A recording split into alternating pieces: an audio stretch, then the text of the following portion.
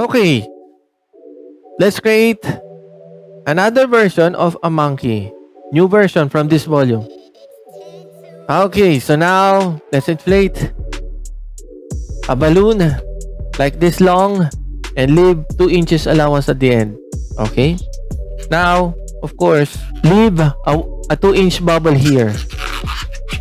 2-inch bubble, just like that. 2-inch bubble. Create a 1-inch here, just like that. Create another 2-inch bubble here and another 1-inch bubble here.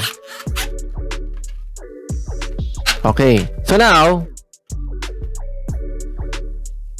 put these two 1-inch bubble together. Okay, the thing that we creating here is the head. So I'll show you what I mean. Firstly, you need to put these two 1-inch bubbles together first. Okay,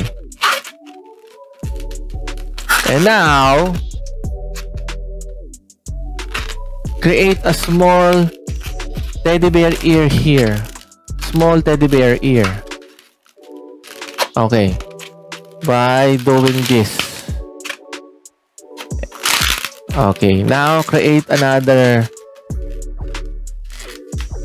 teddy bear ear twist here using the 1-inch bubble.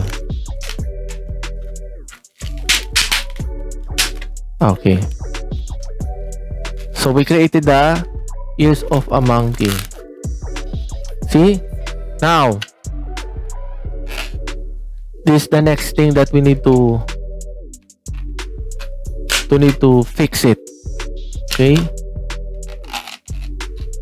so now we need to pull the nostril here to make more allowance.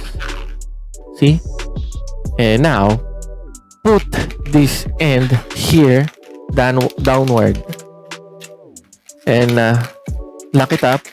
Put it around like this and twist this part,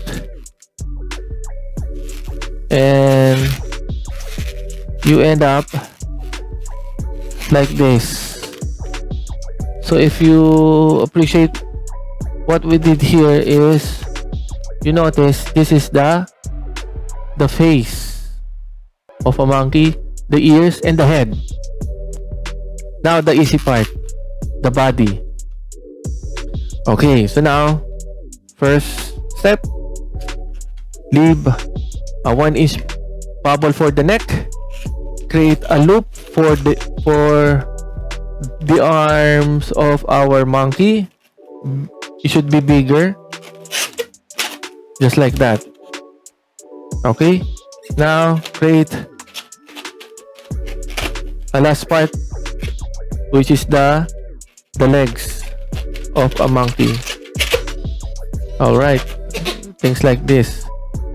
So we created one loop here, approximate 6 inches loop, and another, let's say 5 inches, and leave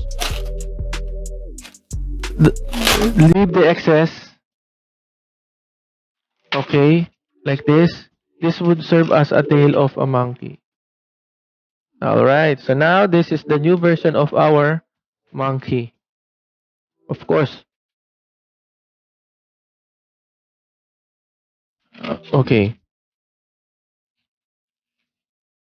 To make more realistic, let's put it here. This would serve as our tree for our monkey. See? Tada! Monkey! Hope you like it.